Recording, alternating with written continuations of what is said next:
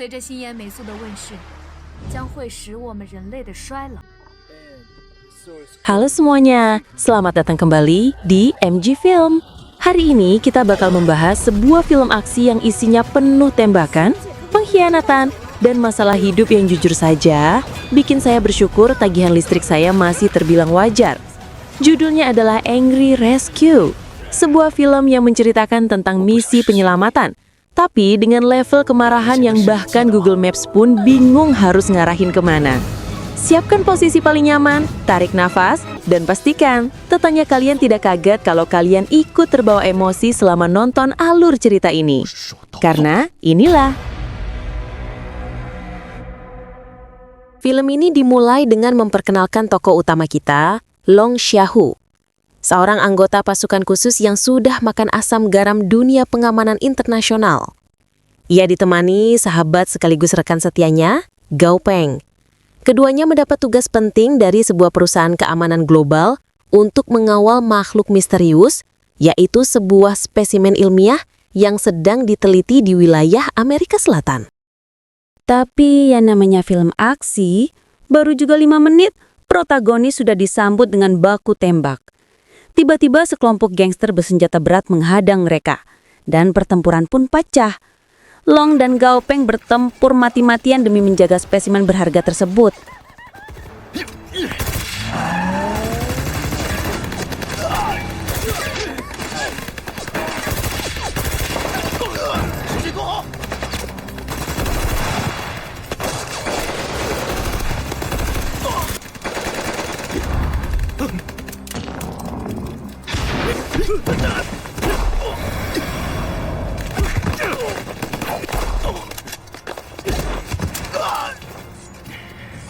Di tengah kekacauan muncul Profesor Sok Jem, istri Long sendiri yang turut terlibat dalam misi.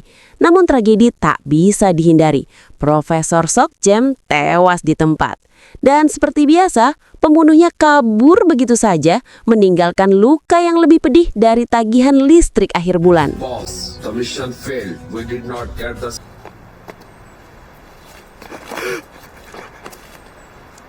Adegan berpindah ke sebuah perusahaan farmasi besar. Di sanalah diperkenalkan seorang ilmuwan muda yang cantik dan cerdas bernama Xinyan. Dari sinilah kita mulai paham bahwa penyerangan sebelumnya bukan random seperti hujan di musim kemarau, melainkan punya tujuan spesifik, mencuri senyawa berbahaya bernama Synpros. Synpros ini bukan obat sembarang obat. Konon bisa memperlambat penuaan, alias obat awet muda.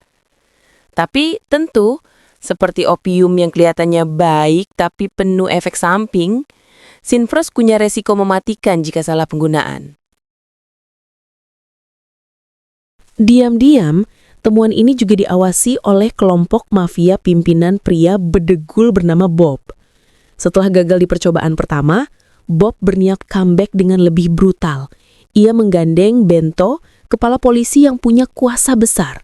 Tapi, Bento bukan polisi biasa. Dia memasang syarat. Dia menuntut 60% keuntungan Synpros. Polisi macam apa itu? Beda tipis sama polisi di negara, entahlah.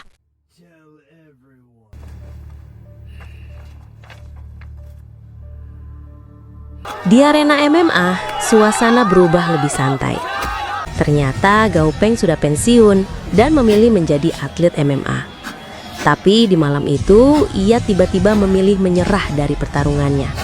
Sesudah itu, ia menerima pesan dari Maya, mantan rekan kerjanya. Maya mengabarkan bahwa ia sedang mengawal Profesor Li di perusahaan pengembang Synpros. Maya juga mengirim foto adik Gao Peng yang sedang bicara dalam konferensi pers. Seketika wajah Gao Peng berubah muram.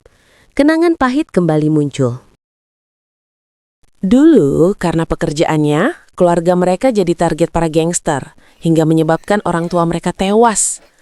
Adiknya menyalahkan Gao Peng, dan kebencian itu tidak pernah benar-benar hilang. Rasa bersalah membuat Gao Peng mundur dari dunia keamanan.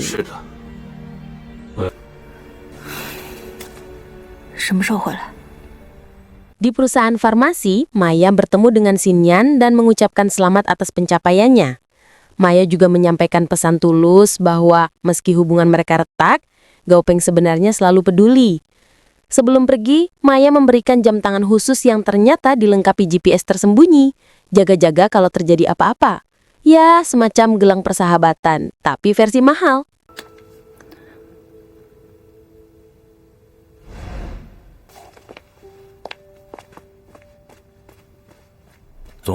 Di sisi lain, kelompok Bob mulai bergerak. Mereka dipimpin Tejo, pria yang sepertinya lulusan cum laude jurusan kriminal. Tejo menghubungi bos besar mereka, Beno, serta mengabarkan bahwa rencana sudah siap. Ia juga memberitahu William, pria kejam yang dulu membunuh istri Long. Perintahnya jelas, kalau Long muncul, habisi dia tanpa tedeng aling-aling. Good luck, bro. Kamera bergeser ke Long Xiaohu yang sedang dalam perjalanan bersama seorang bawahan. Dia menerima laporan dari Bora bahwa sebuah truk bahan baku sudah tiba di gerbang perusahaan. Laporannya aman, katanya. Long mengizinkan truk masuk, dan disinilah awal malapetaka berikutnya dimulai. Bawahannya menawarkan Long sebotol air minum. Long awalnya menolak, karena sudah punya air sendiri. Tapi bawahannya memaksa. Dan Long akhirnya minum. Kesalahan fatal. Beberapa menit berlalu, Long mulai merasakan pusing. Ternyata air itu telah diracuni. Tepat di saat ia limbung, mobilnya tiba-tiba dikepung gerombolan bersenjata. Dan kejutan plot twist, bawahan yang bersamanya ternyata pengkhianat, anak buah William. Di perusahaan farmasi terungkap bahwa truk bahan baku tadi hanyalah tipuan. Isinya bukan material pengobatan, melainkan pasukan kriminal yang menyusup. Jian, rekan Maya, menyadari ada yang tidak beres dan memanggil Maya. Mereka melihat kelompok bersenjata telah mengepung gedung. Maya segera bertindak. Ia memerintahkan Jian untuk mengamankan karyawan, sementara ia sendiri memilih untuk menghadang para penyerang. Dengan gaya pahlawan wanita yang tak kalah karismatik dari Black Widow, Maya bersiap menghadapi musuh.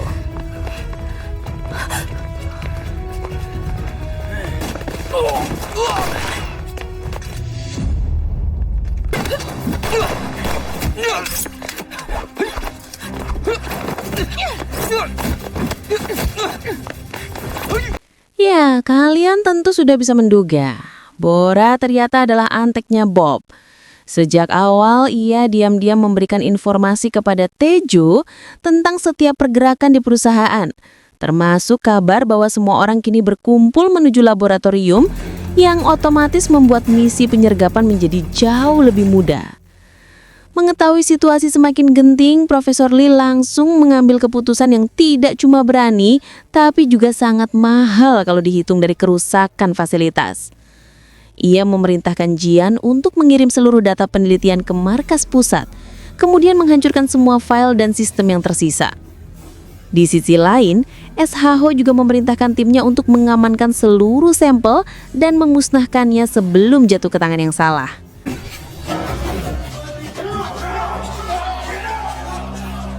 Di dalam laboratorium, Tejo berhasil menyusup dan memojokkan Profesor Lee. Ia menuntut seluruh data penelitian, namun Profesor Lee menolak dengan ketegasan seorang ilmuwan yang tahu kalau dunia bisa tamat kalau ia salah langkah.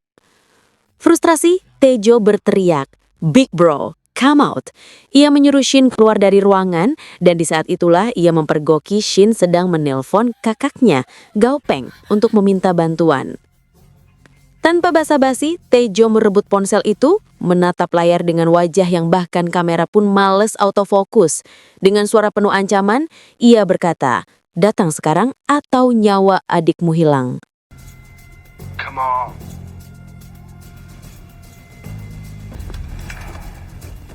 Boss, all the data have been delayed.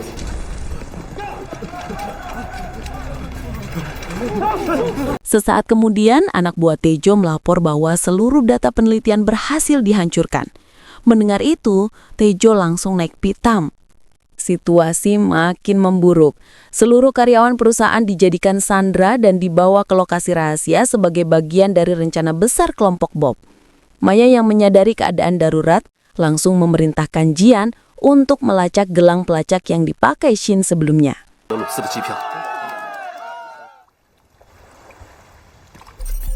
Di tempat lain, Gou Peng tidak tinggal diam.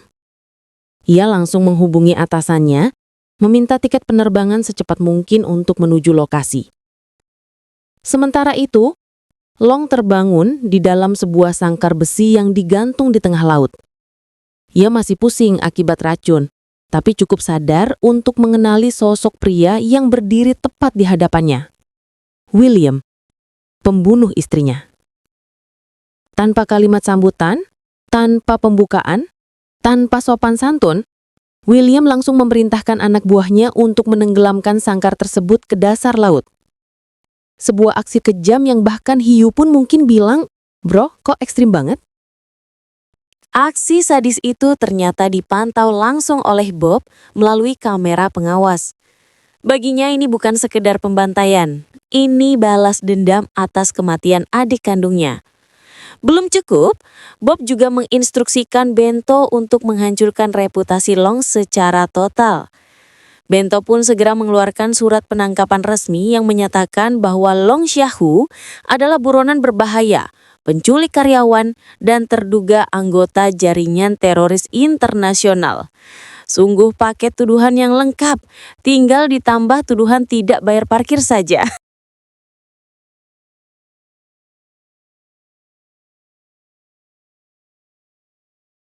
Kembali ke Long yang sedang tenggelam bersama sangkarnya. Dengan sisa tenaga dan insting bertahan hidup kelas pasukan khusus, Long berhasil keluar dari jebakan maut itu dan berenang menuju permukaan. Di daratan, berita tentang Long sebagai buronan sudah tersebar kemana-mana. Maya mendengarnya dan langsung merasa ada yang janggal. Ia yakin, ini adalah jebakan yang disiapkan rapi. Dan benar saja, tak lama kemudian, Jian muncul membawa kabar penting. Ia berhasil melacak lokasi para sandera melalui sinyal gelang milik Shin. Maya segera membagi tugas. Wolan dan Jian bergerak menuju lokasi sandera, sementara ia sendiri akan mencari Long terlebih dahulu. 可飞， 高峰，你到哪里了？ 迦南机场，去市。 Adegan bergeser ke Bento yang sedang menghubungi Bob. Ia mengabarkan bahwa Long masih hidup dan kini berada di pecinan. Bob buru-buru memanggil Beno dan memerintahkannya untuk menggerakkan pasukan. Bunuh Long, dan kali ini jangan ada kesalahan. Beno menerima perintah itu, kemudian menelpon William sambil berkata, "Anjamak kok Willy," yang kurang lebih berarti, "Kerja lagi bro." Long kemudian mendatangi rumah Bora, yang saat itu tengah merayakan ulang tahun anaknya. Kedatangan Long membuat Bora shock, tetapi ia berusaha tetap tenang agar pesta ulang tahun itu tidak berubah menjadi pesta pemakaman. Long meminta Bora bicara secara pribadi. Dengan wajah penuh tekanan, Bora mengaku bahwa ia terpaksa berkhianat karena William mengancam akan membunuh keluarganya. Namun tiba-tiba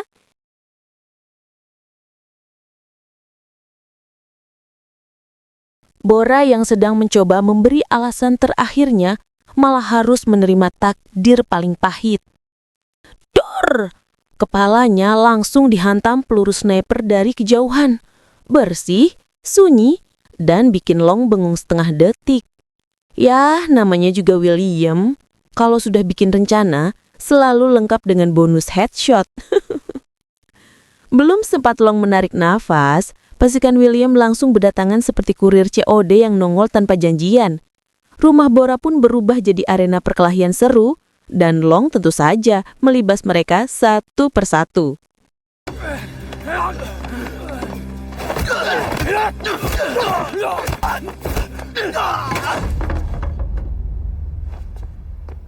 Adegan lalu geser ke Maya yang lagi me time, tapi niat istirahatnya hilang seketika saat Long muncul di hadapannya.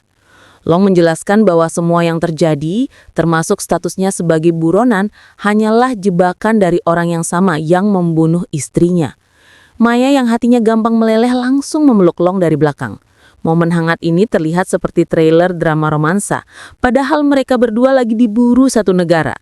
Long pun merespon lembut memegang tangan Maya, dan ya, benih-benih cinta mulai tumbuh. Sayangnya, momen itu hanya bertahan 5 detik sebelum polisi muncul bahwa niat mau menangkap Long.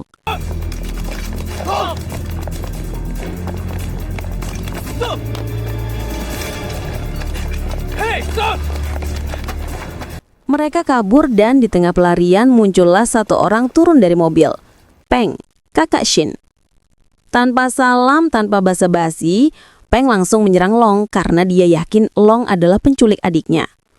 Untung Maya cepat melerai, menjelaskan semuanya, dan Long menegaskan siapa dalang sesungguhnya. Setelah pikiran terbuka, ketiganya akhirnya bersatu. Mereka kini punya tujuan yang sama, mengungkap kebenaran dan menuntaskan dendam kematian istri Long. 自然大败。在索多玛群岛， Sementara itu, Jian dan Wulan tiba di sebuah pulau terpencil bernama Sodom, tempat para sandera disembunyikan. Dari hasil pengamatan, penjagaannya ketat. Maya lalu memberitahu Long dan Peng bahwa mereka akan bergabung besok pagi. Namun, Long berbeda. Ia tidak mau menyeret siapapun ke bahaya. Ia sudah kehilangan istrinya, dan ia tidak mau orang-orang terdekatnya menyusul. Maka ia mengambil keputusan ekstrim. Maya dibuat pingsan, Peng pun ikut tumbang, meski itu temannya sendiri. Sebelum Peng pingsan, Long melitipkan pesan, "Jaga Maya dan anakku kalau aku tidak kembali." Ya guys, ternyata Long punya seorang putri.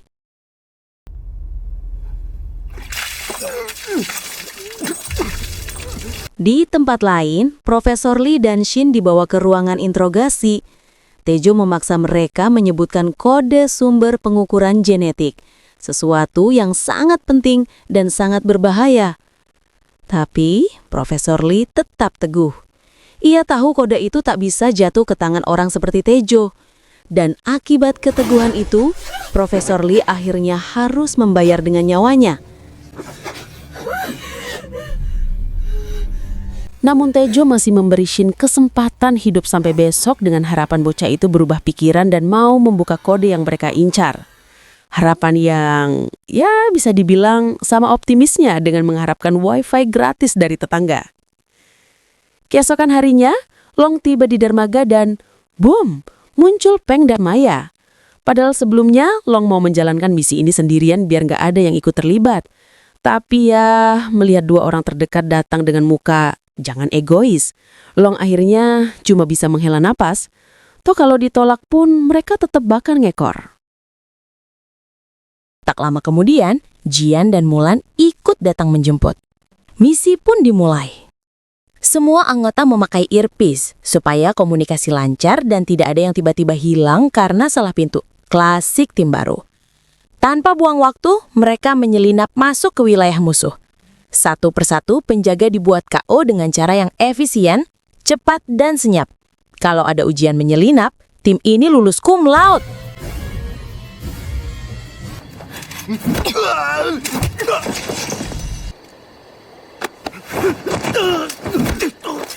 Akhirnya, Long menemukan ruangan tempat Beno berada.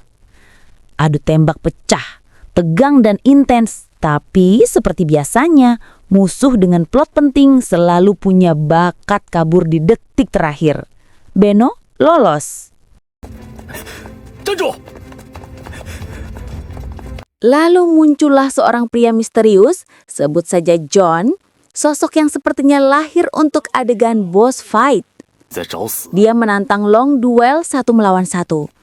Pertarungan mereka brutal, penuh gerakan cepat, saling banting sampai akhirnya berubah jadi duel pisau jarak dekat. Ini salah satu adegan paling panas di film.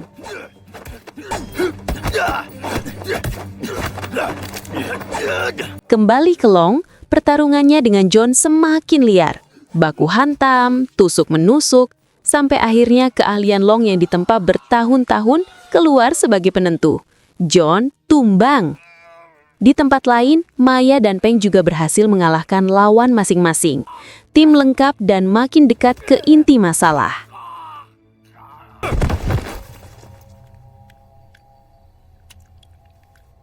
Bento yang menerima laporan bahwa Long telah mengirim seluruh bukti ke otoritas pusat langsung panik.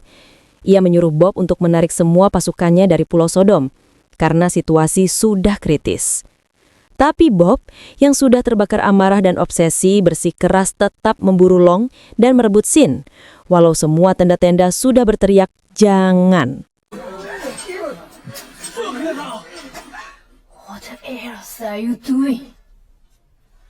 Jian dan Wulan akhirnya menemukan lokasi para sandera. Namun, Shin tidak ada di sana.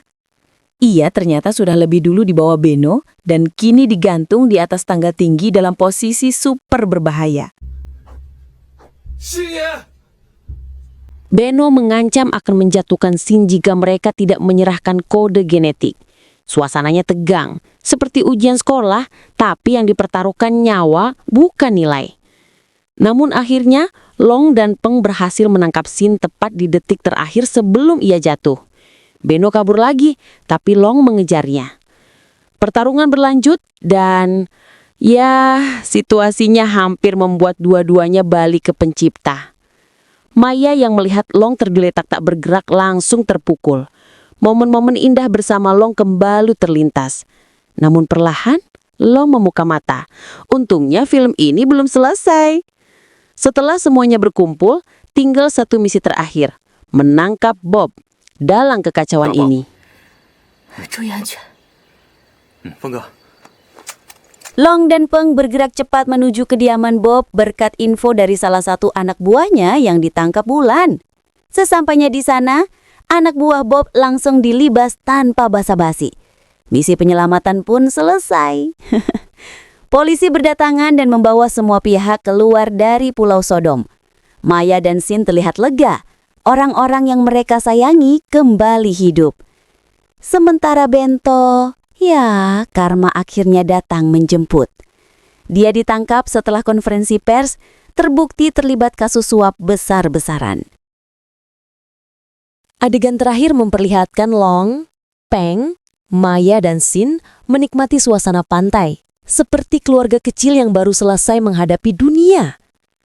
Tenang, damai, dan terasa seperti ending bahagia. Sampai telepon masuk. Suara misterius di seberang berkata, "Kami sudah menculik anakmu. Kirimkan data itu atau dia mati." Yes, guys, William ternyata masih hidup. Dan ini jelas-jelas kode keras kalau film ini menyiapkan sequel kedua. Film berakhir dengan cliffhanger yang bikin kita semua, elah, lanjutannya mana?